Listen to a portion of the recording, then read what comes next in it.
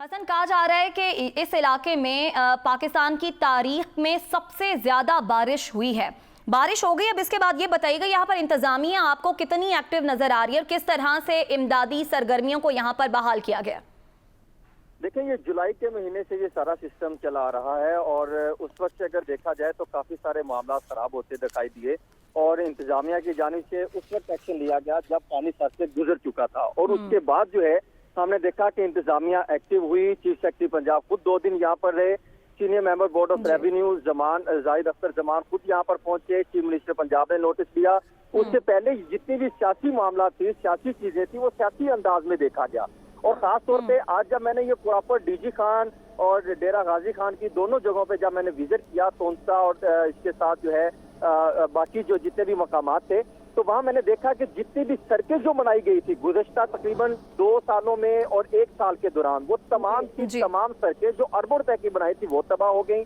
और उनके साथ साथ जो इरिगेशन का सिस्टम बनाया गया था वो तबाह हो गया। जितने उन्होंने जो है वो जितना इरिगेशन के हवाले से इक़दाम किए थे वो खत्म हो गया, यानी कोई मटीरियल इस्तेमाल ही नहीं किया गया। और आज हमने ये देखा कि जो जिले इंतजामिया थी, पंजाब हुकूमत थी, वो भरपूर एक्टिव तो दिखाई दी, जिसमें अगर देखा जाए तो अब तक 516 जो है वो बस्तियां जो है वो तबाह हो चुकी हैं और जिसमें तकरीबन 43,000 से ज्यादा घर मुतासर हुए हैं। 11 लाख से ज्यादा एकड़ जमीन मुतासर हुई है। तकरीबन 4 लाख से ज्यादा अफराद मुतासर हुए हैं और पंजाब हुकूमत ने वहाँ पर काम किया है।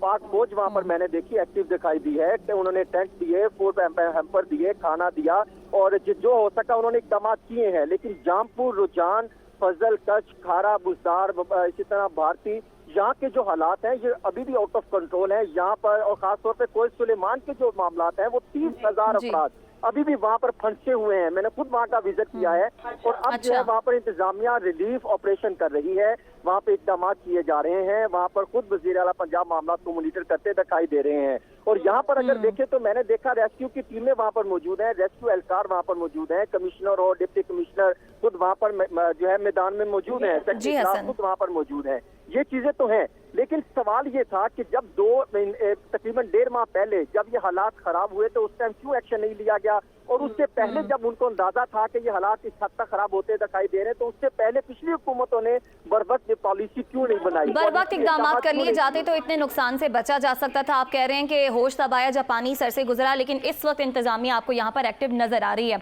मेडिकल कैंप्स के हवाले से भी बताइएगा, वो भी यहाँ पर कायम किए गए हैं? क्योंकि सुनने में आ रहा है कि जो इलाके सैलाब ज़दा हैं वहाँ पर अब वबाई अमराज भी फूट रहे हैं।